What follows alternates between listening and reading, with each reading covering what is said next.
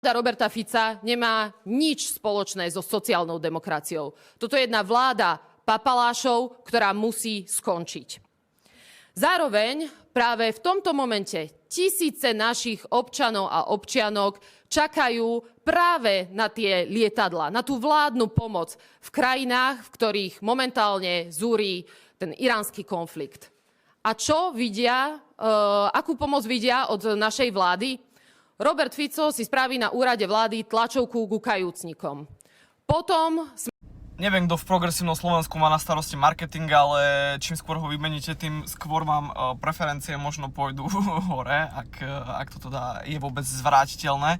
Tento dramatický pad, ktorý zažíva strana Progresívne Slovensko. Beata Jurík je symbolom jednoduchosti. Asi tak, ale v tomto prípade neplatí, že v jednoduchosti je krása. Skutočne nie.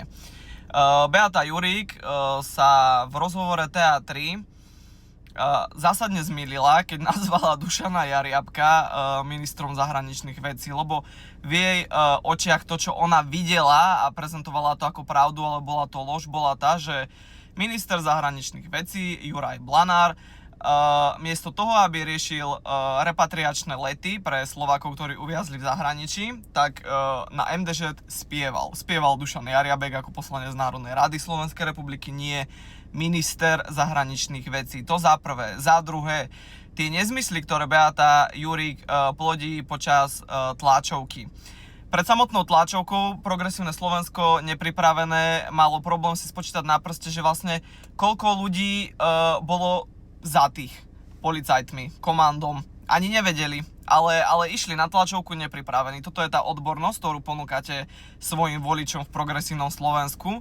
Veď ako vy ak máte byť alternatíva k vláde Roberta Fica, tak to treba robiť trošku iným spôsobom, lebo potom chudák ten váš volič, no ako ja sa nečudujem, že od vás ľudia odchádzajú, však ako veď kde sme.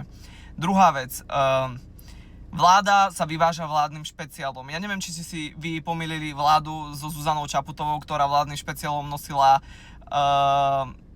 v úvodzovkách kultúrnu obec.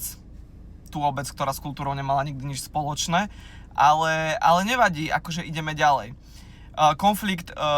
Iránsky konflikt. Ten konflikt započali Spojené štáty izraelské, nie Irán. Irán sa bráni. Takže pomenúvajme veci tak, ako sú a odporúčam pani Beate Jurík, aby do budúcna si namemorovala, naštudovala a samotnému predsedovi Progresívneho Slovenska, keď ide robiť tlačovku, aby sa dovzdelal. Pretože tá neinformovanosť z vás robí úplných blbcov. Zatiaľ s pozdravom, pekný deň.